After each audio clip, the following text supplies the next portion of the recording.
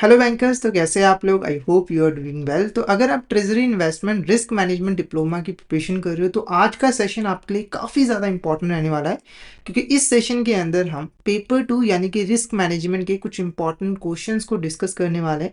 तो इस सेशन को आपको शुरू से लेकर एंड तक ज़रूर देखना है और अपने फ्रेंड्स एंड कलीग्स के साथ भी ज़रूर शेयर करना है, ताकि वो भी इस सेशन का बेनिफिट ले सके। अब फटाफट से बिना किसी देरी के आज के सेशन को स्टार्ट करते हैं। तो आज का फर्स्ट क्वेश्चन देखो। Dash is a process of planning, organizing, controlling assets and liability portfolio in terms of volume, maturities, rates and yields। एक ऐसी प्रोसेस जिसके अंदर हम बैंक के एसेट्स और लाइबिलिटी पोर्टफोलियो को मैनेज करते हैं, उनकी प्लानिंग करते हैं, उनको ऑर्गेनाइज करते हैं, कंट्रोल करते हैं और डिसाइड करते हैं कि एसेट और लाइबिलिटीज़ की वॉल्यूम क्या रहेगी, उनका मेच्योरिटी पीरियड क्या रहेगा, रेट ऑफ इंटरेस्ट क्या रहेगा, कितना यील्ड हमें चाहिए। तो इस प्रोसेस को हम क्या कहते हैं? ऑप्शन ए रिस्क मैनेजमेंट कहते हैं, ऑप्शन बी कैपिटल बजटिंग कहते हैं, ऑप्शन सी क्रेडिट एनालिसिस कहते हैं या फिर एसेट लाइबिलिटीज मैनेजमेंट कहते हैं। तो फटाफट से इसका आंसर बताइए, इसका आंसर आपको क्या लग रहा है? तो इसका जो आंसर है वो है option D, asset liability management is a correct answer. इसको हम शॉर्ट में ALM जो है वो कहते हैं। तो एसेट लाइबिलिटी मैनेजमेंट के थ्रू एक बैंक अपनी एसेट्स और लाइबिलिटीज को मैनेज करती है, ताकि बैंक वेरियस रिस्क को मिटिगेट कर पाए और मैक्सिमम प्रॉफिट जो है वो कमा पाए और बैंक की फाइनेंशियल स्टेबिलिटी को मेंटेन करके रख पाए। ठीक है, नेक्स्ट क्वेश्चन की बात करते हैं। ALM is a strategic discipline within a bank designed to address risk arising from। तो ये जो एसेट लाइबिलिटी मैनेजमेंट है, ये एक स्ट्रेटजिक डिसिप्लिन है बैंक के अंदर और बैंक इसको यूज करती है किस रिस्क को एड्रेस करने के लिए। ठीक है, तो ऑप्शन ए क्या रहा है? ऐसे रिस्क जो कि मार्केट एक्सपेंसेस और कस्टमर एक्विजिशन रेट के अंदर जो वेरिएशंस आते हैं उसकी वजह से जो अराइज होते हैं, या फिर ऐसे रिस्क जो कि एम्प्लॉय रिटेंशन और वर्कफोर्स ट्रेनिंग प्रोग्राम में अगर चेंज आने की वजह से अराइज होते हैं, या फिर ऑपरेशनल कॉस्ट और एडमिनिस्ट्रेटिव एक्सपेंडिचर में अगर फ्लक्चुएशन आते हैं उसकी वजह से जो रिस्क अराइज होते हैं, या फिर अगर हमारे जो एसेट और लाइबिलिटीज है उनके कैश फ्लोज की साइज और टाइमिंग अगर मिसमैच आ जाता है तो उसकी वजह से जो रिस्क अराइज होता है। तो फटाफट से इसका आंसर बताइए, इसका आंसर आपको क्या लग रहा है? तो इसका जो आंसर रहेगा वो रहेगा option D is the correct answer. देखो, जो हमारा ALM है ये बेसिकली एसेट्स और लाइबिलिटीज को मैनेज करता है। ठीक है, तो हमारी जो एसेट्स और लाइबिलिटीज है उनके मेच्योरिटीज में जो भी मिसमैच होता है और उसकी वजह से जो रिस्क अराइज होता है उसको मैनेज करने के लिए ALM को बैंक जो है वो यूज करती है। जैसे एग्जाम्पल के मान के चलिए, एक बैंक की लाइबिलिटी है, उसका मेच्योरिटी पीरियड है 3 ईयर्स। ठीक है, मान के चलिए 50 लाख के बैंक ने डिपॉजिट एक्सेप्ट किए FD में और इसकी पेमेंट जो है 3 साल के बाद बैंक को जो है वो करनी है। ठीक है, और बैंक ने ये पैसा जो है एक पर्सन को लोन्स एंड एडवांसेस के फॉर्म में दे दिया और इसका जो मेच्योरिटी पीरियड है वो है 5 ईयर्स। तो आप देख सकते हो बैंक की जो लाइबिलिटी है और जो एसेट्स है उसके अंदर मिसमैच हो गया है, जिसकी वजह से जब यहाँ पर लाइबिलिटी की पेमेंट करनी होगी बैंक को तो बैंक के पास फंड्स की कमी हो जाएगी, क्योंकि जो पैसा इसने लोन्स एंड एडवांसेस में दिया है जिससे उसकी एसेट क्रिएट हुई है उससे जो कैश इनफ्लो होगा वो 5 सालों के बाद होगा और पेमेंट इसको 3 सालों के बाद करनी है। तो ऐसे ही रिस्क को मैनेज करने के लिए, एड्रेस करने के लिए ALM को यूज करती है बैंक्स। क्लियर है आपको? इसीलिए जो आपका यहाँ पर ऑप्शन डी होगा वो करेक्ट आंसर जो है वो रहेगा। ठीक है, नेक्स्ट क्वेश्चन की बात करते हैं। What is the primary objective of ALM with context of banks overall financial strategy. तो अगर हम बात करें एक बैंक के पॉइंट ऑफ व्यू से, तो बैंक की जो फाइनेंशियल स्ट्रेटजी होती है जिसके अंदर वो ALM को यूज करती है, तो वो जो ALM है उसका प्राइमरी ऑब्जेक्टिव क्या होता है? एक बैंक क्यों अपनी एसेट्स और लाइबिलिटी को मैनेज करती है? पहला, कस्टमर सेटिस्फेक्शन को एनहांस करने के लिए, या फिर जो एक्सपेंसेस है उसे मिनिमाइज करके जो ऑपरेशनल प्रोसेस है उसको स्ट्रीमलाइन करने के लिए, या फिर रेगुलेटरी पॉलिसीज को इंप्लीमेंट करने के लिए ताकि बैंक जो है वो कंप्लाइंस कर सके, या फिर achieve acceptable profitability by protecting the capital and managing interest rate risk. तो इसका जो करेक्ट आंसर रहेगा वो रहेगा ऑप्शन डी। तो ALM का जो मेन पर्पस है वो यही है कि बैंक ने जो टारगेट फिक्स किया है ना प्रॉफिटेबिलिटी का, कि हमें इतना प्रॉफिट कमाना है, तो उस प्रॉफिट को अचीव करना, साथ के साथ जो बैंक की कैपिटल है उसे भी प्रोटेक्ट करके रखना और जो भी इंटरेस्ट रेट रिस्क है उसे भी जो है वो मैनेज करना। ठीक है, तो ये प्राइमरी ऑब्जेक्टिव होते हैं एसेट लाइबिलिटी मैनेजमेंट के। तो ऑप्शन डी आपका करेक्ट आंसर जो है वो रहेगा। उसके बाद देखो नेक्स्ट क्वेश्चन हमारा, what are the 2 main types of risk managed by ALM। तो मेनली देखो एएलएम को तो बहुत सारे रिस्क को मैनेज करने के लिए बैंक यूज करती है, पर मेनली यहाँ पर दो टाइप के रिस्क होते हैं जिसको मैनेज करने के लिए स्पेशली बैंक एएलएम को यूज करती है। तो वो दो टाइप के रिस्क कौन से? ऑप्शन है क्रेडिट रिस्क, ऑपरेशनल रिस्क, या फिर इंटरेस्ट रेट रिस्क, या फिर लिक्विडिटी रिस्क, या फिर liquidity risk and foreign exchange risk, या फिर कैपिटल एडिक्वेसी रिस्क और रेपुटेशनल रिस्क। तो फटाफट से इसका आंसर बताइए कि वो दो कौन से रिस्क हैं जिसको मैनेज करने के लिए बैंक एएलएम का यूज करती है। फटाफट से इसका आंसर बताइए, इसका आंसर आपको क्या लग रहा है? तो इसका जो करेक्ट आंसर रहेगा वो रहेगा option B is a correct answer. Interest rate risk और liquidity risk is a correct answer. और ये दो इंपॉर्टेंट रिस्क हैं जो कि एक बैंक फेस करता है और जिसकी वजह से बैंक को बहुत ज्यादा लॉस होने के चांसेस है।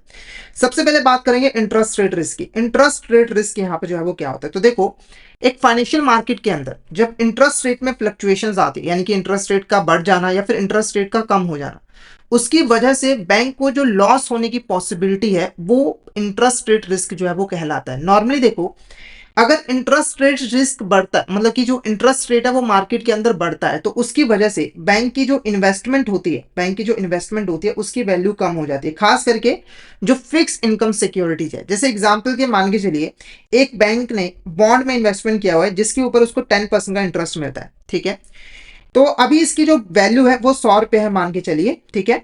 अब क्या हुआ, इंटरेस्ट रेट बढ़ गया मार्केट के अंदर, 12% हो गया। पहले 10 ही था, फिर 12% हो गया। अब देखो क्या हो रहा है कि मार्केट में अगर हम इन्वेस्ट करेंगे तो हमें 12% का इंटरेस्ट जो है वो मिल रहा है, ठीक है।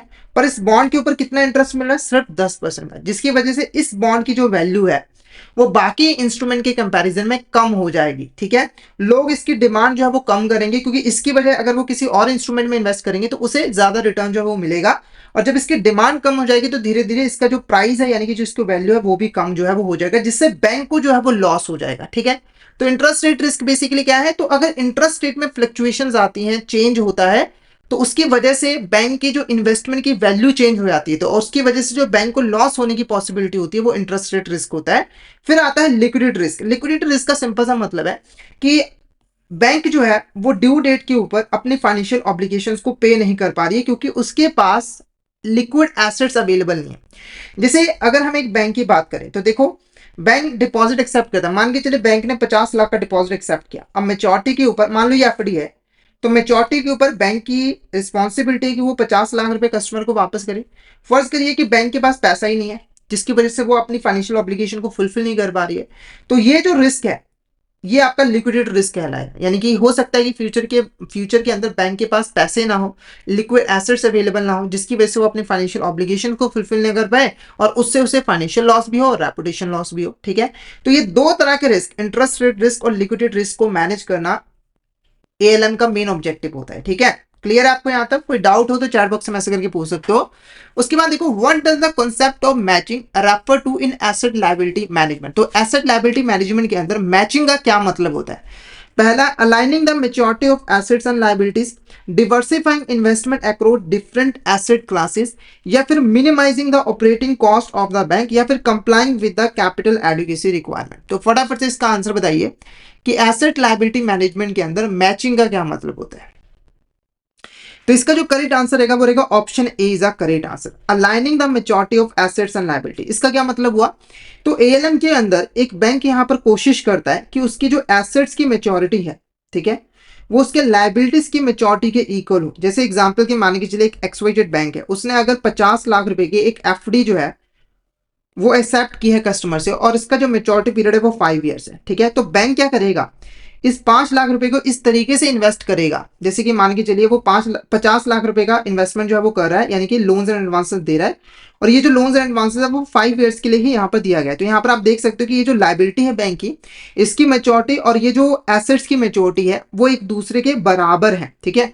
और इसी को हम मैचिंग कहते हैं और इसकी हेल्प से हम यहाँ पर जो लिक्विडिटी रिस्क है उसको मैनेज कर पाते हैं। क्योंकि देखो, जैसे यहाँ पर लायबिलिटी मेच्योर होगी वैसे ही बैंक की एसेट भी मेच्योर हो जाएगी और यहां से बैंक पैसा उठाएगा और लायबिलिटी की पेमेंट जो है वो कर देगा, जिससे कोई लिक्विडिटी रिस्क जो है वो अराइज नहीं होगा। तो मैचिंग का क्या मतलब है? जो एसेट्स की मेच्योरिटी है उसको लायबिलिटीज की मेच्योरिटी के साथ अलाइन करना और मैच करना, ताकि जो लिक्विडिटी रिस्क है उसको जो है वो मैनेज किया जा सके। नेक्स्ट क्वेश्चन की बात करते हैं, विच of the statement is correct regarding the trading books of bank. तो इसमें से कौन सी ऐसी स्टेटमेंट है जो कि ट्रेडिंग बुक के रिगार्डिंग करेक्ट है? सबसे पहली चीज आपको यहाँ पर बता दूं, अगर हम एक बैंक की बात करें तो बैंक का क्या काम होता है? देखो, बैंक सबसे पहले पब्लिक से डिपॉजिट एक्सेप्ट करता है और उस डिपॉजिट से जो भी पैसा आता है उस पैसे को पहले वो लोन्स एंड एडवांसेस देता है, ठीक है। उसके बाद जो पैसा बच जाता है उसे करता है इन्वेस्ट फाइनेंशियल मार्केट के अंदर। ये बैंक का ट्रेडिशनल काम है और मेन काम है। इसके अलावा बैंक और बहुत सारे काम करता है, पर यही एक ऐसा फंक्शन है जिससे हम बैंक की पहचान करते हैं, ठीक है। जब एक बैंक यहाँ पर इन्वेस्टमेंट करता है तो उसके इन्वेस्टमेंट करने के दो पर्पस होते हैं। एक पर्पस होता है बैंक का कि वो शॉर्ट टर्म के लिए इन्वेस्टमेंट करेगा, यानी कि वो शॉर्ट टर्म के लिए इक्विटी शेयर्स, डिबेंचर्स, बॉन्ड्स को खरीदेगा और जो भी प्राइस फ्लक्चुएशंस होंगे उसका फायदा उठाएगा और प्रॉफिट जो है वो कमाएगा, ठीक है। और एक पर्पस होता है कि बैंक यहाँ पर लॉन्ग टर्म के लिए जो है वो इन्वेस्टमेंट करेगा। तो देखो, जब एक बैंक शॉर्ट टर्म के लिए इन्वेस्टमेंट करता है, शॉर्ट टर्म के लिए फाइनेंशियल इंस्ट्रूमेंट में इन्वेस्टमेंट करता है, तो उनका जो पोर्टफोलियो होता है उसी को हम ट्रेडिंग बुक कहते हैं। जैसे कि मान के चलिए एक बैंक है, उसने शॉर्ट टर्म के लिए 50 लाख रुपए स्टॉक्स में इन्वेस्ट किए हैं, 40 लाख रुपए डिवेंचर्स में इन्वेस्ट किए हैं और 30 लाख रुपए यहां पर बॉन्ड्स में इन्वेस्ट किए हैं, ठीक है। तो ये जो इन्वेस्टमेंट का कॉम्बिनेशन है, इसे हम कहेंगे पोर्टफोलियो, फाइनेंशियल इंस्ट्रूमेंट का पोर्टफोलियो। और इस फाइनेंशियल इंस्ट्रूमेंट के पोर्टफोलियो को ही हम ट्रेडिंग बुक कहते हैं। ट्रेडिंग बुक क्यों कहते हैं? क्योंकि ट्रेडिंग बुक के अंदर ही हम इन इन्वेस्टमेंट को रिकॉर्ड करके जो है वो रखते हैं। तो ट्रेडिंग बुक का मतलब आपको अच्छे तरीके से समझ जो है वो आ गया होगा। क्लियर है? अब इस क्वेश्चन का आप आसानी से आंसर कर सकते हो। तो कौन सी स्टेटमेंट करेक्ट है? पहले देखो, trading book is a portfolio of financial instrument that bank actively trades in financial market for short term gains. ये मैंने अभी आपको बताया। ट्रेडिंग बुक क्या है? फाइनेंशियल इंस्ट्रूमेंट का पोर्टफोलियो है जो कि बैंक एक्टिवली ट्रेड कर रहा है फाइनेंशियल मार्केट के अंदर, यानी कि वो एक्टिवली उनको बाय कर रहा है और सेल कर रहा है और शॉर्ट टर्म गेन जो है वो कमाना चाहता है, यानी कि शॉर्ट टर्म के लिए प्रॉफिट जो है वो कमाना चाहता है। तो ये स्टेटमेंट बिल्कुल करेक्ट है। उसके बाद primary purpose of the trading book is to generate profit through buying and selling of financial instrument. तो ये भी बिल्कुल करेक्ट है। देखो, ट्रेडिंग बुक का प्राइमरी पर्पस होता है प्रॉफिट को जनरेट करना, और ये जो प्रॉफिट है वो शॉर्ट टर्म का होता है, यानी कि हम शॉर्ट टर्म में प्रॉफिट को जनरेट करना जो है वो चाहते हैं, ठीक है। उसके बाद जो ट्रेडिंग बुक होता है वो हायर मार्केट रिस्क और वोटालिटी के साथ एसोसिएटेड होता है। तो ये भी बिल्कुल करेक्ट है। देखो, ट्रेडिंग बुक के अंदर आप शॉर्ट टर्म के लिए इन्वेस्टमेंट करते हो, इसकी वजह से क्या है, वहां पर आपको हायर मार्केट रिस्क जो है वो फेस करना पड़ता है और वहां पर वोटालिटी भी काफी ज्यादा रहती है, यानी कि शॉर्ट टर्म में काफी ज्यादा चेंजेस जो है वो हो जाते हैं। तो ये भी करेक्ट है। और the value of asset in the trading book is mark to the market regularly reflecting the current market value. ये भी बिल्कुल करेक्ट है। देखो, ट्रेडिंग बुक के अंदर जितने भी फाइनेंशियल एसेट्स होंगे उसे बैंक को मार्केट प्राइस के ऊपर वैल्यू करना जरूरी होता है। कहने का मतलब क्या है, जैसे मान के चलिए एक बैंक है, उसने ट्रेडिंग बुक के अंदर एक इन्वेस्टमेंट की है और उसको उसने 50 लाख पे खरीदा है, ठीक है। तो ये जो इन्वेस्टमेंट उसने की है उसे मार्केट वैल्यू जो है वो कैलकुलेट करनी पड़ेगी इस इन्वेस्टमेंट की और उसे रिकॉर्ड करना पड़ेगा अपने बुक्स ऑफ अकाउंट के अंदर। मान के चलिए ये जो इन्वेस्टमेंट है उसकी मार्केट वैल्यू जो है वो 40 लाख रुपए है, तो बैंक को इस इन्वेस्टमेंट को 40 लाख के ऊपर जो है वो रिकॉर्ड करना पड़ेगा। और आगे भी समय के साथ जब मार्केट में चेंजेस आएंगे तो इन इन्वेस्टमेंट की जो वैल्यू होगी वो मार्केट में जो चेंजेस हुए हैं उसके अकॉर्डिंग जो है वो चेंज करने पड़ेंगे और हमेशा इन्वेस्टमेंट को मार्केट वैल्यू पे ही जो है वो रिकॉर्ड किया जाएगा ट्रेडिंग बुक के अंदर। क्लियर है आपको? यहां तक कोई डाउट हो तो आप चैट बॉक्स में मैसेज करके जो है वो पूछ सकते हो।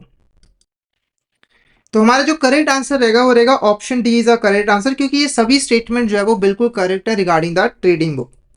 नेक्स्ट क्वेश्चन की बात करते हैं। Dash comprises financial instrument that bank holds for long term and these instruments include loan, mortgage, government bonds and other fix income securities. तो इसका जो आंसर रहेगा वो रहेगा banking book is a correct answer. देखो, जैसे ट्रेडिंग बुक के अंदर बैंक जब शॉर्ट टर्म के लिए इन्वेस्टमेंट करता है उसको रिकॉर्ड करता है, ठीक है। अब देखो, जो बैंक है वो लॉन्ग टर्म के लिए भी इन्वेस्टमेंट करता है, ठीक है। तो जब एक बैंक लॉन्ग टर्म के लिए इन्वेस्टमेंट करता है किसी भी फाइनेंशियल इंस्ट्रूमेंट के अंदर तो उसे बैंकिंग बुक के अंदर जो है वो रिकॉर्ड किया जाता है। इसीलिए ऐसे फाइनेंशियल इंस्ट्रूमेंट्स जिनमें बैंक लॉन्ग टर्म के लिए इन्वेस्टमेंट करता है और लॉन्ग टर्म के लिए उसे अपने पास होल्ड करके रखता है उसको हम कहते हैं बैंकिंग बुक, यानी कि इन फाइनेंशियल इंस्ट्रूमेंट के पोर्टफोलियो को हम बैंकिंग बुक जो है वो कहेंगे।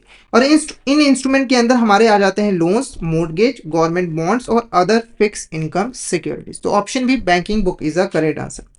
नेक्स्ट क्वेश्चन की बात करते हैं। Which of this statement is not correct regarding the banking book. तो बैंकिंग बुक का मतलब तो मैंने आपको समझा दिया है। तो आप यहाँ पर बताइए कि इसमें से कौन सी ऐसी स्टेटमेंट है जो कि करेक्ट नहीं है रिगार्डिंग द बैंकिंग बुक। पहला देखो, the primary purpose of the banking book is to provide a stable source of income for the bank over the long term. तो ये दो स्टेटमेंट बिल्कुल करेक्ट है। देखो, जो आपका ट्रेडिंग बुक है वहां पर बैंक को जो इनकम मिलती है वो स्टेबल सोर्स नहीं है।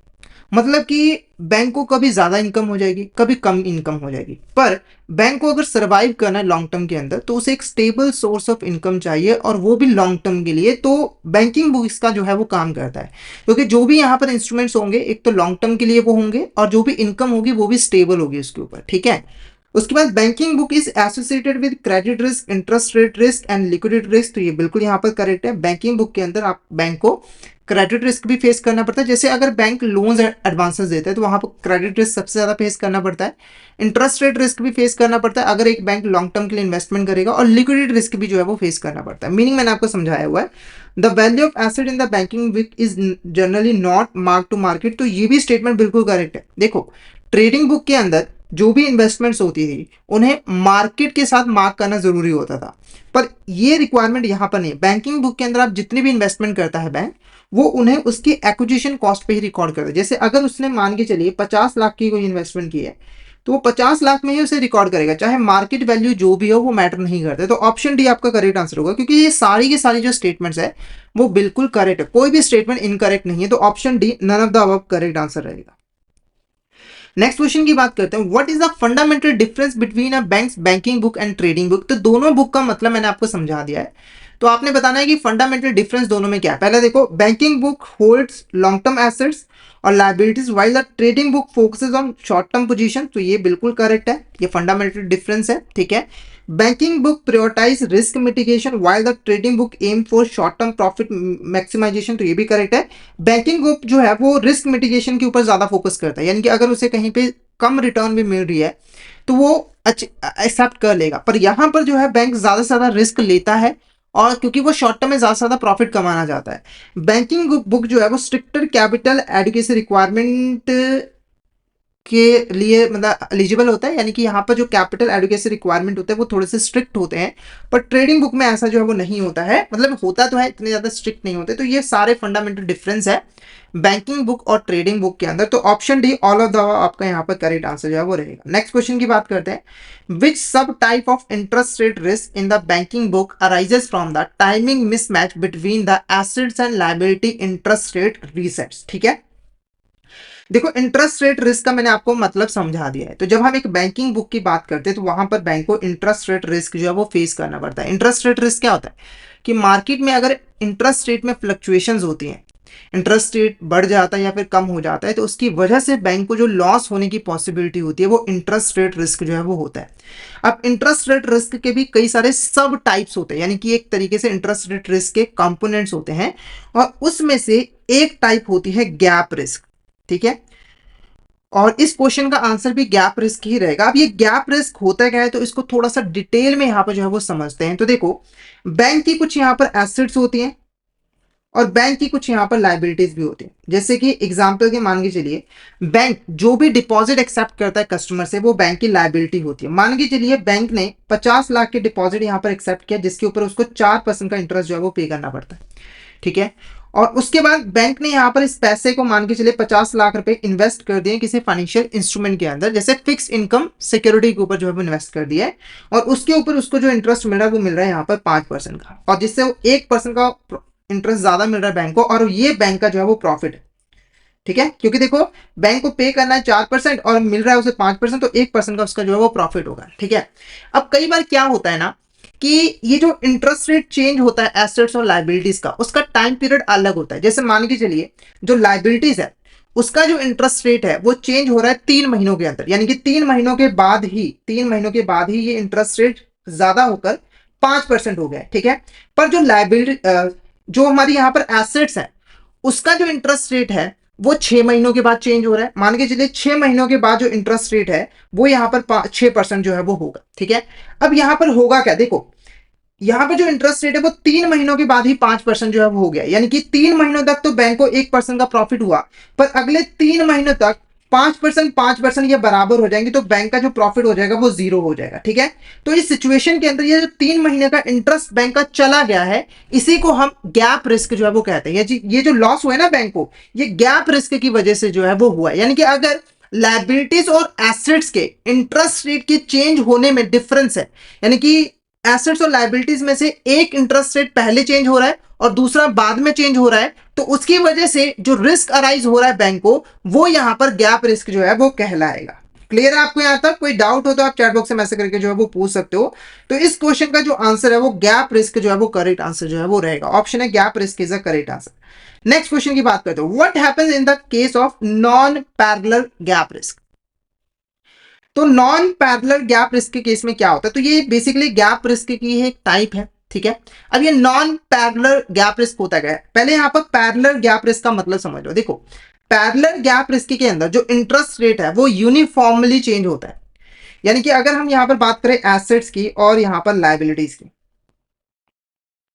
ठीक है, तो जो एसेट्स का मेच्योरिटी पीरियड है वो मान के चलिए यहां पर 6 ईयर्स है और जो लायबिलिटीज का मेच्योरिटी पीरियड है वो है 3 ईयर्स। ठीक है, और मार्केट में यहां पर फ्लक्चुएशंस हुई हैं, इंटरेस्ट रेट में फ्लक्चुएशंस हुई है, मान के चलिए इंटरेस्ट रेट बढ़ गया है, तो एसेट्स के इंटरेस्ट रेट में भी 1% का इंक्रीज हुआ है और लायबिलिटीज के इंटरेस्ट रेट में भी 1% का इंक्रीज हुआ है। ठीक है, तो ये आपका होता है पैरेलल गैप रिस्क। मतलब कि जो इंटरेस्ट रेट में चेंज आया है वो यूनिफॉर्मली हुआ है, यहां पर मेच्योरिटी मैटर नहीं करता, चाहे कोई किसी की मेच्योरिटी 6 साल है, किसी की मेच्योरिटी 3 साल है, जो इंटरेस्ट रेट में चेंज आएगा वो सेम ही आएगा। एक होता है नॉन पैरेलल, इसमें क्या होता है कि डिफरेंट मेच्योरिटी के जो एसेट्स और लायबिलिटीज होते हैं उसके इंटरेस्ट में चेंज भी डिफरेंट होता है। जैसे मान के चलिए इसका मेच्योरिटी पीरियड ज्यादा है तो इसका जो इंटरेस्ट रेट चेंज हुआ है वो 0.5% हुआ है, और इसका मेच्योरिटी पीरियड कम है तो इसका जो इंटरेस्ट रेट चेंज हुआ है वो 1% का हुआ है। ठीक है, तो ये जो चेंज आया है इंटरेस्ट रेट में, इसकी वजह से जो रिस्क अराइज होता है वो आपका नॉन पैरेलल रिस्क जो है वो कहलाता है, नॉन पैरेलल गैप रिस्क जो है वो कहलाता है। तो अब आपने इस क्वेश्चन का आंसर करना है। पहले देखो, interest rate change uniformly across all maturities, तो ये तो पैरेलल गैप रिस्क के केस में होता है। The yield curve remains flat with no change in the interest rate, ये भी गलत है क्योंकि जो यील्ड कर्व होती है ना वो यहां पर चेंज हो जाती है, अल्टर हो जाती है। ठीक है, उसके बाद interest rate falls for both short term and long term instrument equally, तो ये भी गलत है। इंटरेस्ट रेट का जो फॉल होता है या फिर जो चेंज आता है वो शॉर्ट टर्म और लॉन्ग टर्म इंस्ट्रूमेंट के केस में डिफरेंट होता है। ठीक है, तो ये भी गलत है। ऑप्शन डी करेक्ट आंसर रहेगा। नॉन पैरेलल गैप रिस्क तब अराइज होता है जब इंटरेस्ट रेट जो है इस तरीके से चेंज होता है कि वो डिफरेंट मेच्योरिटी की जो एसेट्स और लायबिलिटीज होते हैं उनको इन इक्वली जो है वो अफेक्ट करता है, अनइक्वली जो अफेक्ट करता है। यानी कि ज्यादा मेच्योरिटी वालों का इंटरेस्ट रेट कम बढ़ा है और कम मेच्योरिटी वालों का इंटरेस्ट रेट ज्यादा बढ़ गया है। ठीक है, जिससे आपका जो स्लोप होता है और शेप ऑफ यील्ड होता है वो कर्व हो जाता है, यानी कि अल्टर हो जाता है। तो option D is a correct answer. Clear है आपको यहां तक? फटाफट से मुझे बता दिए कि आपको यहां तक क्लियर है या फिर नहीं, और कोई डाउट हो तो आप चैट बॉक्स में मैसेज करके जो है वो पूछ सकते हो। तो फटाफट से मुझे बता दिए कि आपको यहां तक क्लियर है या फिर नहीं। All is clear?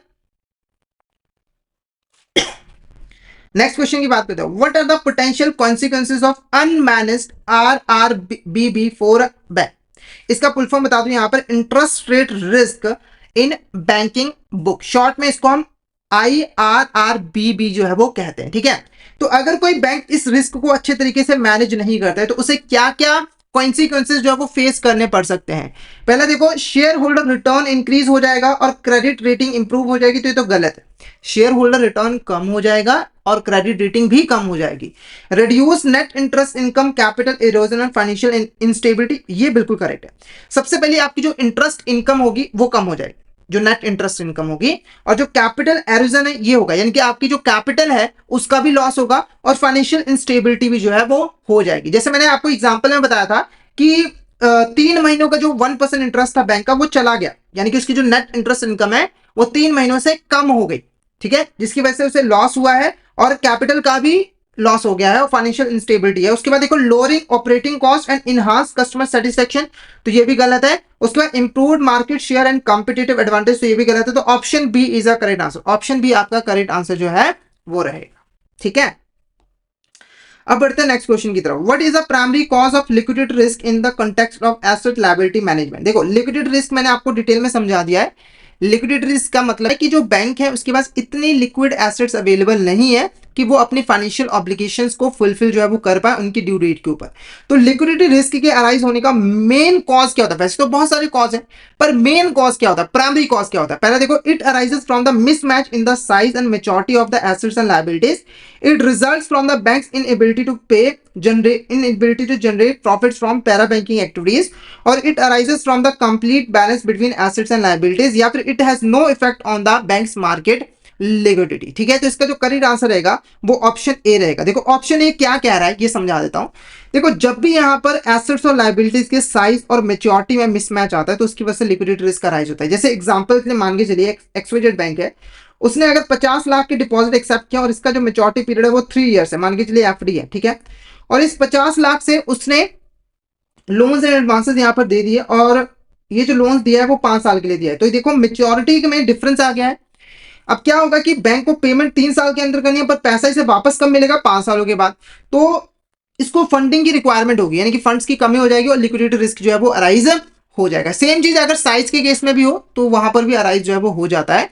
दूसरा ऑप्शन क्या रहा था कि अगर एक बैंक अपने पैरा बैंकिंग एक्टिविटी से अच्छा प्रॉफिट जनरेट नहीं कर पाता है, देखो ये कोई प्राइमरी कॉज नहीं हुआ, वैसे है कॉज पर ये प्राइमरी कॉज नहीं है। उसके बाद तीसरा ऑप्शन कह रहा था कि एसेट्स और लायबिलिटीज के बीच में अगर प्रॉपर बैलेंस क्रिएट करे तब अराइज होता है, तो ऐसा तो होगा ही नहीं, तब अराइज ही नहीं होगा। और तीसरा कह रहा है कि बैंक की मार्केट लिक्विडिटी के ऊपर कोई इंपैक्ट नहीं होता है, तो ये तो गलत है ही। उसके बाद देखो, which type of liquidity gap considers both current and future projection of assets and liabilities. देखो लिक्विडिटी गैप क्या है? देखो लिक्विडिटी गैप के अंदर हम पता लगाते हैं कि हमारे लिक्विडिटी शॉर्टेज कितनी होने वाली है, यानी कि हमें कितनी लिक्विड एसेट्स की जो है वो कमी होने वाली है। इसके लिए हम लोग क्या करते हैं? इसके लिए हम क्या करते हैं, वेरियस टेक्निक्स का यूज करते हैं, जिसमें से 2 टेक्निक हमारे पास है, स्टैटिक लिक्विडिटी गैप और डायनेमिक लिक्विडिटी गैप। देखो स्टैटिक लिक्विडिटी गैप के अंदर जो हमारी एग्जिस्टिंग एसेट्स होती है और लायबिलिटीज होती है उसी को हम कंसीडर करते हैं लिक्विडिटी गैप को कैलकुलेट करने के लिए। जैसे मान के चलिए एक XYZ कंपनी है, उसकी जो एग्जिस्टिंग एसेट्स है 2018 और 19 फाइनेंशियल ईयर के अंदर जो एग्जिस्टिंग एसेट्स हैं वो है यहाँ पर 60 लाख रुपए की। ठीक है, और एग्जिस्टिंग जो लायबिलिटीज है वो है यहाँ पर 70 लाख रुपए की। ठीक है, तो यहाँ पर 10 लाख रुपए का यहाँ पर सीधा सीधा क्या होगा, लिक्विडिटी गैप होगा। ये सिर्फ एग्जांपल के लिए, वैसे तो लिक्विडिटी गैप को कैलकुलेट करने का प्रोसेस काफी कॉम्प्लेक्स होता है। तो यहां पर आपने सिर्फ एग्जिस्टिंग एसेट्स और लायबिलिटीज को ही जो है वो कंसीडर किया, तो ये स्टैटिक लिक्विडिटी गैप होती है। डायनामिक लिक्विडिटी गैप के अंदर हम एग्जिस्टिंग एज वेल एज जो फ्यूचर एसेट्स और लायबिलिटीज होते हैं दोनों को कंसीडर करते हैं। जैसे कि मान के चलिए XYZ कंपनी को लगा कि 2019 और 20 के अंदर उसकी जो एसेट्स होंगी वो 60 लाख रुपए की और नई क्रिएट हो जाएंगी, और जो लायबिलिटीज होगी वो 70 लाख रुपए की और क्रिएट हो जाएंगी। तो यहां पर जो बैंक है वो 60 + 60, ठीक है, और 70 + 70 इनको कंसीडर करेगी। इसको करो 120, इसको करो 140, और इनको कंसीडर करेगी, फिर लिक्विडिटी गैप कैलकुलेट करेगी, और अब जो लिक्विडिटी गैप होगा वो 20 लाख रुपीस का होगा। ठीक है, तो ऑप्शन बी जो है वो इस क्वेश्चन का करेक्ट आंसर रहेगा। Dynamic liquidity gap is a correct answer. Option B is a correct answer. Next question की बात करते हैं। Dash is a key financial metric used by bank और financial institution to measure their exposure to interest rate risk. It represents the difference between the amount of assets and liabilities that are sensitive to changes in interest rate within a specific period of time. ठीक है, तो इसका जो answer है वो है interest rate gap. Option B interest rate gap. ठीक है, अब इसको थोड़ा सा डिटेल में समझते। देखो इंटरेस्ट रेट गैप एक फाइनेंशियल मैट्रिक है जिसका यूज करके एक बैंक और फाइनेंशियल इंस्टीट्यूशन ये पता लगाते हैं कि उन्हें कितना इंटरेस्ट रेट रिस्क जो है वो फेस करना पड़ रहा है। यानी कि अगर एक बैंक जानना चाहती है कि उन्होंने जो इन्वेस्टमेंट्स यहां पर की हुई है एसेट्स और लायबिलिटीज के अंदर उसकी वजह से इंटरेस्ट रेट रिस्क वो कितना फेस कर रहे हैं, तो वो इंटरेस्ट रेट गैप की हेल्प से जो है वो कर सकते हैं। ठीक है, इंटरेस्ट रेट गैप होता क्या है? तो बेसिकली देखो, एक बैंक की जितनी भी यहां पर एसेट्स होती हैं, ठीक है, जो कि इंटरेस्ट के साथ जो है वो लिंक्ड होती हैं, ठीक है, और बैंक की जितनी भी यहां पर लायबिलिटीज होती हैं जो कि इंटरेस्ट के साथ जो है वो लिंक्ड होती हैं, यानी कि इंटरेस्ट में अगर चेंज हो रहा है तो इनके ऊपर जो है वो इंपैक्ट पड़ रहा है, तो इनके बीच का जो डिफरेंस है उसी को हम इंटरेस्ट रेट गैप जो है वो कहते हैं। ध्यान में रखना है कि यहां पर जो हमें एसेट्स और लायबिलिटी लेनी है वो इंटरेस्ट बेयरिंग एसेट्स और लायबिलिटीज जो है वो लेने हैं, यानी कि ऐसी एसेट जिसके ऊपर बैंक को इंटरेस्ट मिलेगा और ऐसी लायबिलिटीज जिनके ऊपर बैंक को इंटरेस्ट जो है वो पे करना है। जैसे मान के चलिए बैंक की जो इंटरेस्ट बेयरिंग एसेट्स हैं वो 70 लाख रुपए की हैं, और जो इंटरेस्ट बेयरिंग लायबिलिटीज हैं वो यहाँ पर 60 लाख रुपए की। तो ये जो 10 लाख रुपए का जो डिफरेंस है इसी को हम इंटरेस्ट रेट गैप जो है वो कहते हैं। क्लियर है? तो option B interest rate gap is a correct answer. अब बात करेंगे यहाँ पर types of interest rate gap. तो जो इंटरेस्ट रेट गैप है वो दो तरह के है, फिक्स इंटरेस्ट रेट गैप और वेरिएबल इंटरेस्ट रेट गैप। क्योंकि देखो जो इंटरेस्ट होता है वो भी दो तरह का होता है, एक होता है फिक्स इंटरेस्ट। फिक्स इंटरेस्ट ऐसा इंटरेस्ट होता है जो कि एंटायर ड्यूरेशन के लिए, जितने टाइम पीरियड के लिए आपने इन्वेस्टमेंट की हुई है या फिर जितने टाइम पीरियड के लिए आपने लोन लिया हुआ है, ये फिक्स ही रहता है, इसमें किसी भी तरह का चेंज जो है वो नहीं आता है। तो फिक्स इंटरेस्ट रेट को कैसे यहां पर निकाला जाता है, फिक्स इंटरेस्ट रेट गैप को? तो बेसिकली देखो, जो आपके फिक्स रेट एसेट्स है, यानी कि ऐसी एसेट जिसके ऊपर आपको फिक्स इंटरेस्ट रेट मिल रहा है, और जो फिक्स इंटरेस्ट रेट लायबिलिटीज है, ऐसी लायबिलिटीज जिसके ऊपर आपको फिक्स इंटरेस्ट रेट पे करना पड़ रहा है, उसके जो बीच का जो डिफरेंस है वो फिक्स इंटरेस्ट रेट गैप जो है वो कहलाता है। ठीक है, उसके बाद आता है वेरिएबल इंटरेस्ट रेट गैप।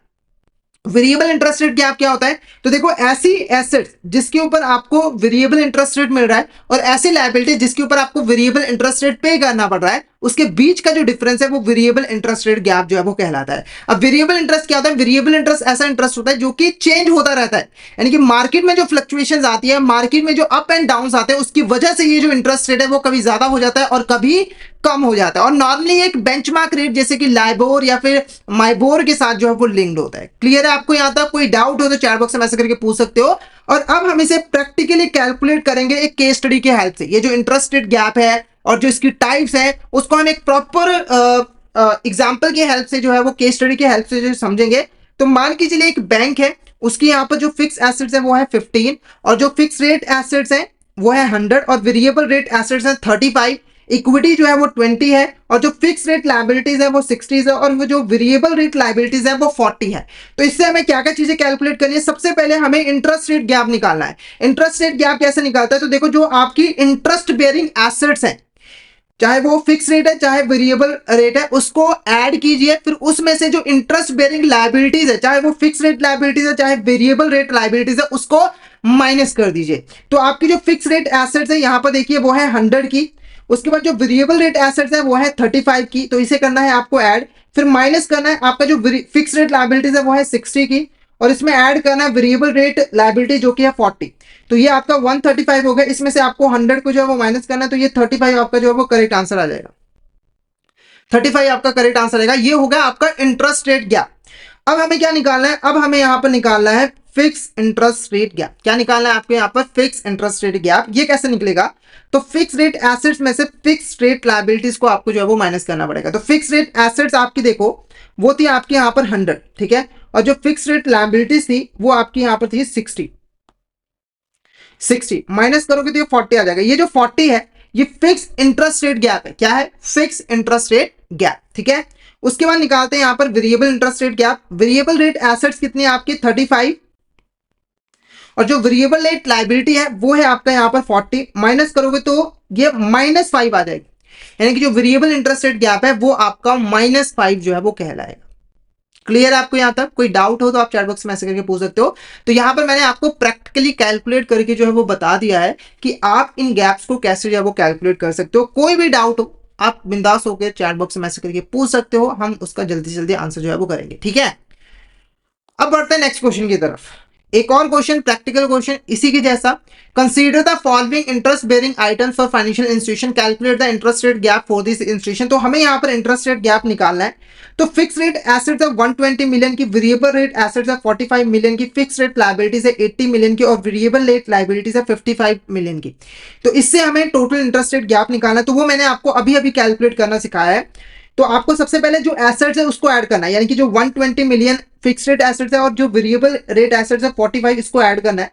फिर इसमें से माइनस करना है जो 80 आपकी फिक्स रेट लायबिलिटीज है और इसमें ऐड करना है आपका 55 मिलियन जो कि वेरिएबल रेट लायबिलिटीज है। तो ये हो गया 120 प्लस 45, तो ये हो गया आपका 165, ठीक है। फिर इसमें से आपको माइनस करना है 80 प्लस 55, तो ये होगा 135।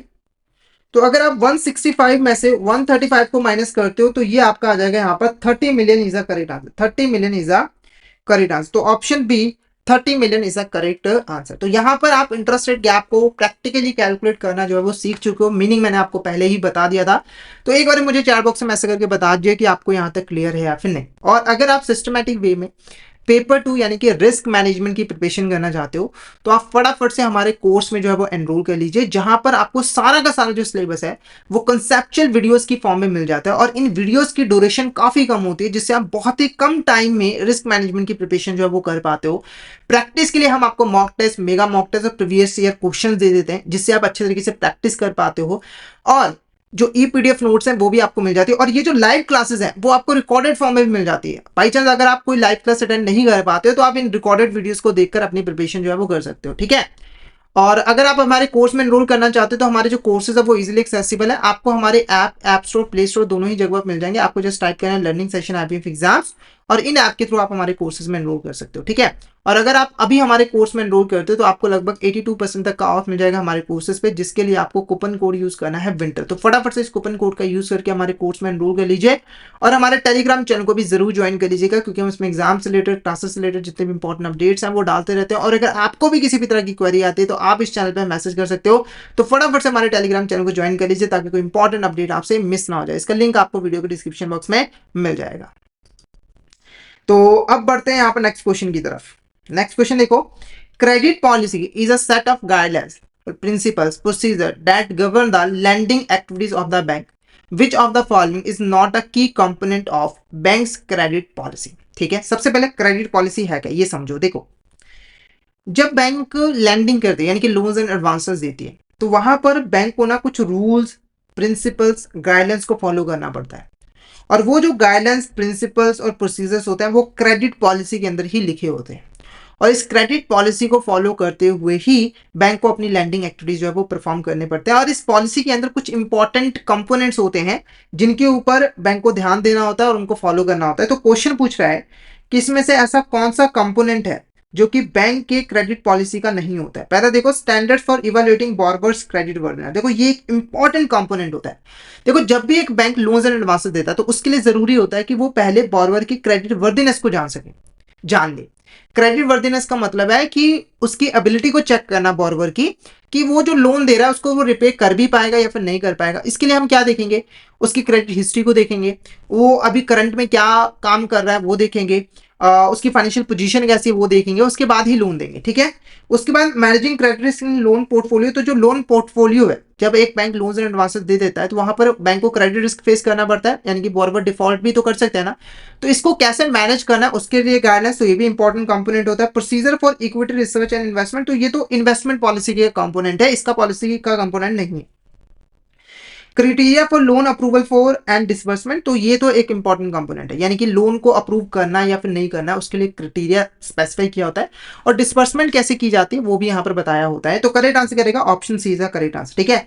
तो ये आपका की कंपोनेंट नहीं होता है बैंक की क्रेडिट पॉलिसी का, तो option C is the correct answer, option C is the correct answer.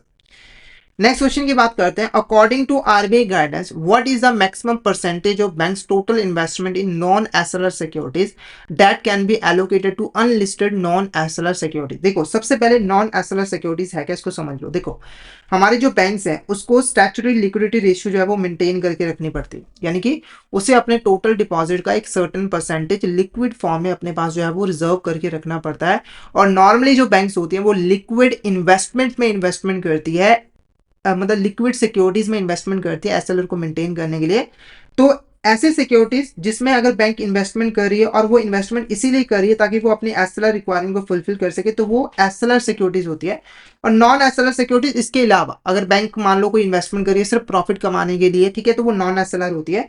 तो बैंक की जो टोटल इन्वेस्टमेंट होती है नॉन एसएलआर के अंदर, ठीक है, उसकी एक परसेंटेज यहाँ पर दी गई है कि जब बैंक नॉन एसएलआर में इन्वेस्टमेंट यहाँ पर करेगा, तो अगर bank unlisted non SLR securities में इन्वेस्टमेंट करना चाहता है, ऐसी कंपनी जो कि अभी स्टॉक एक्सचेंज पे लिस्टेड नहीं है, तो उसकी मैक्सिमम परसेंटेज कितनी है, तो ये है आपका यहाँ पर 10%। यानी कि मैक्सिमम जो है, एक बैंक अगर 100 रुपए नॉन एसएलआर सिक्योरिटीज में इन्वेस्टमेंट कर रहा है तो उसमें से मैक्सिमम वो 10 रुपए ही नॉन एसएलआर सिक्योरिटी, मतलब अनलिस्टेड नॉन एसएलआर सिक्योरिटीज में इन्वेस्ट कर सकता है, उससे ज्यादा नहीं कर सकता है, ठीक है।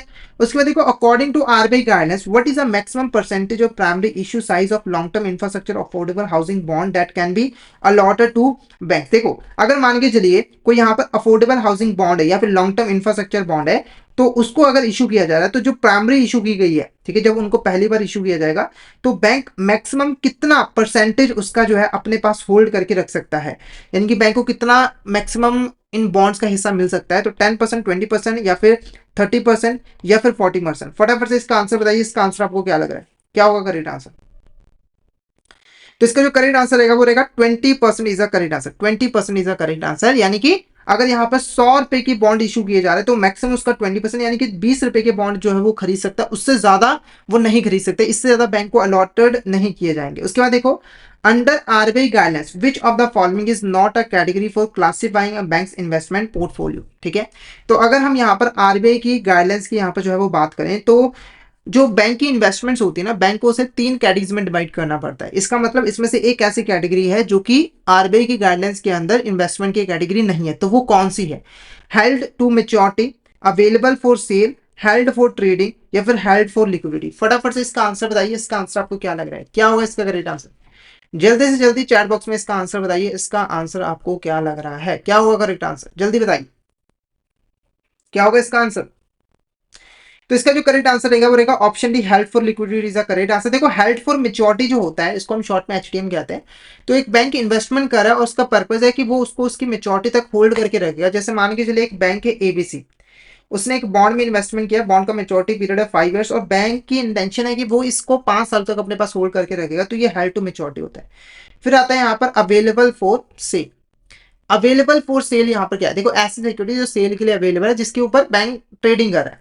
उसके बाद हेल्ड फॉर ट्रेडिंग, ऐसी सिक्योरिटी जो कि स्पेसिफिकली बैंक ने ट्रेडिंग के लिए ही होल्ड करके रखी हुई है। ठीक है, और इन दोनों को मार्केट के साथ मार्क करना जरूरी होता है, यानी कि मार्केट में जो कंडीशंस है, मार्केट में जो सिचुएशन चेंज हुई है उसके अकॉर्डिंग इनकी वैल्यू को मार्क करना होता है, और ये एक्विजिशन कॉस्ट पे ही रिकॉर्ड जो है वो किया जाता है। उसके बाद देखो, which of the following is a key focus of stock approach to liquidity risk measurement. देखो, अगर बैंक लिक्विडिटी रिस्क को मेजर करना चाहती है कि वो कितना लिक्विडिटी रिस्क को फेस कर रही है, तो उसके लिए कुछ अप्रोचेस है, जिसमें से एक अप्रोच होती है स्टॉक अप्रोच।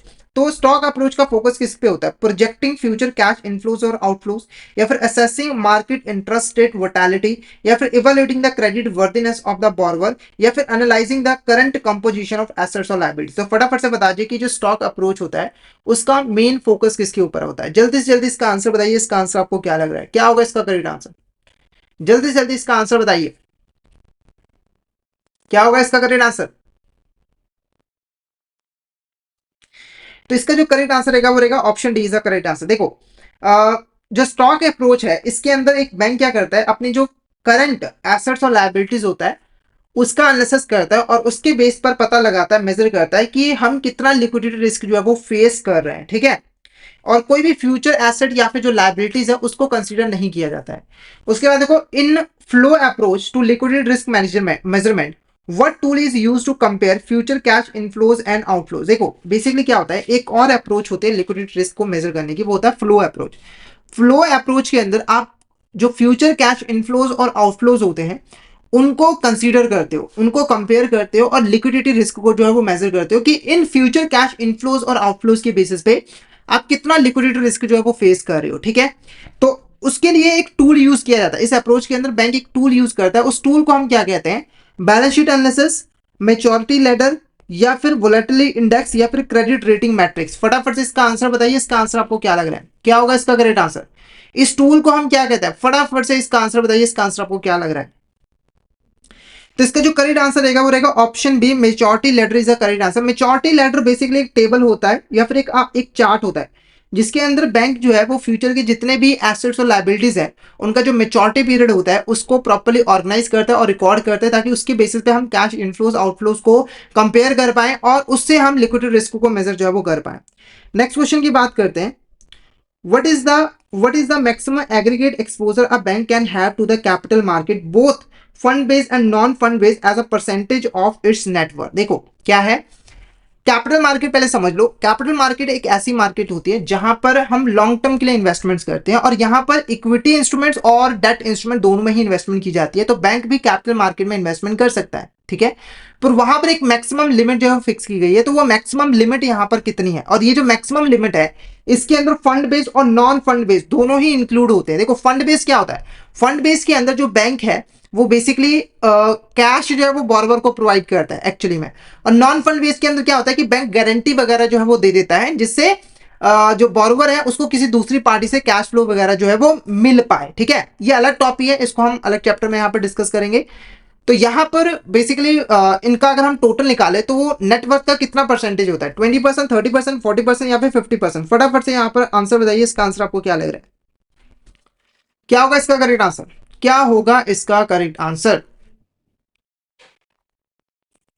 तो इसका correct answer option C 40% is the correct answer. 40% is the correct answer, यानी कि बैंक अपने नेटवर्थ का, जो भी उसका नेटवर्थ है, उसके 40% तक ही कैपिटल मार्केट में इन्वेस्टमेंट कर सकता है, जिसके अंदर फंड बेस्ड और नॉन फंड बेस्ड इन्वेस्टमेंट दोनों ही आ जाते हैं। ओके, तो option C 40% is the correct answer. Next बात करते हैं, how many days must interest और instalment payment remain unpaid for investment to be classified as non performing? अगर बैंक ने कोई भी यहाँ पर इन्वेस्टमेंट की है, अगर बैंक को उसे नॉन परफॉर्मिंग एसेट को नॉन परफॉर्मिंग एसेट डिटरमाइन करना हो, यानी कि डिक्लेयर करना हो, तो कितने दिनों का डिफॉल्ट होना जरूरी है?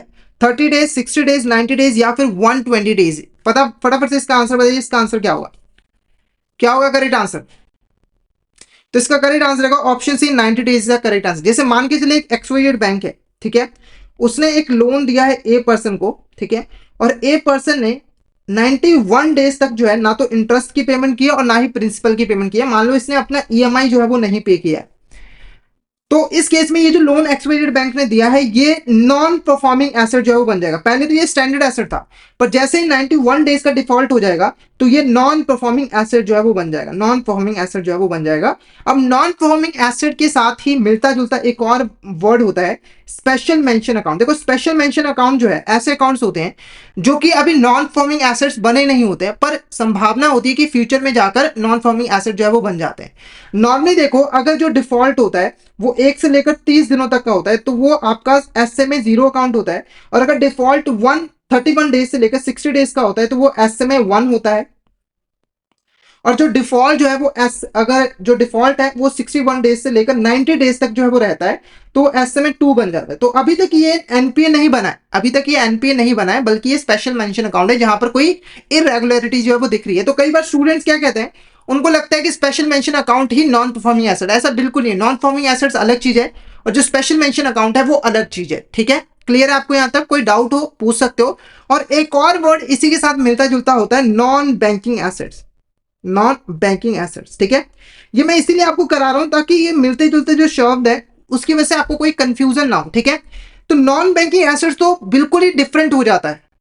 ये तो चलो आपस में थोड़े मिलते जुलते हैं डिफॉल्ट का क्राइटेरिया, पर ये नॉन बैंकिंग एसेट बिल्कुल ही अलग हो जाता है। नॉन बैंकिंग एसेट क्या होता है, तो देखो बैंक जब आपसे आपको कोई भी लोन देता है तो वो आपसे आपकी कोई एसेट जो है एज अ सिक्योरिटी मांगता है, और जब आप अपनी एसेट यहाँ पर दे देते हो तो बैंक के पास एक सिक्योरिटी अवेलेबल होती है, और बाई चांस अगर आप डिफॉल्ट कर देते हो तो आपने जो भी एसेट गिरवी रखी होती है बैंक उसे अपने पोजीशन में लेकर सेल करके अपना पैसा रिकवर करता है। तो बैंक जब आपकी एसेट को अपने पोजीशन में लेगा तो उस समय वो जो एसेट होगी वो बैंक के लिए नॉन बैंकिंग एसेट होगी। तो ये कुछ मिलते जुलते वर्ड्स है जो कि एक दूसरे के साथ मिलते जुलते हैं, इसीलिए मैंने आपको ये अच्छे तरीके से क्लियर करवा दिया, इनके बीच का डिफरेंस भी क्लियर करवा दिया ताकि एग्जाम के अंदर आपको किसी भी तरह की कंफ्यूजन जो है वो ना आए और आप एग्जाम को फर्स्ट टाइम में जो है वो क्लियर कर लो। ठीक है, इसके अलावा अगर पेपर 1 की प्रिपरेशन करो तो उसके भी कुछ यहाँ पर क्वेश्चन वीडियोस मैंने बनाए हैं। ठीक है, 2 ऑलरेडी मैंने बना दिए हैं, लाइव सेशन हमने ले लिया है, तो उसको भी जाकर एक बार गो थ्रू कर लीजिए, क्योंकि अगर आपको डिप्लोमा क्लियर करना है तो दोनों पेपर को ही पढ़ना पड़ेगा। ठीक है, पेपर 1 को भी और पेपर 2 को भी। तो मैंने दोनों ही पेपर कवर करवाए हुए हैं, कॉन्सेप्चुअल भी कवर करवाए हुए हैं, और मैंने क्वेश्चन वीडियोस भी यहाँ पर बना दी हैं। ठीक है, तो इनको एक बार जाकर जरूर जो है वो गो थ्रू कर लीजिएगा ताकि आपकी प्रिपरेशन जो है वो हो सके। और अगर आप हमारे डिप्लोमा में एनरोल करना चाहते हो तो आपको हमारे कोर्स जो है वो हमारे ऐप के ऊपर मिल जाएंगे। ओके, तो यहाँ पर हमारा आज का जो सेशन है वो यहाँ पर ओवर होता है। तो आई होप आज का सेशन आपको अच्छा लगा हो। अगर आपको आज का सेशन अच्छा लगा तो सेशन को लाइक कर देना, हमारे चैनल को सब्सक्राइब कर देना और शेयर जरूर कर देना अपने फ्रेंड्स एंड कलीग्स के साथ, ताकि वो भी इस सेशन का बेनिफिट जो है वो ले सके। तो आज के लिए इतना ही, मिलते हैं नेक्स्ट क्लास में। Thank you so much everyone.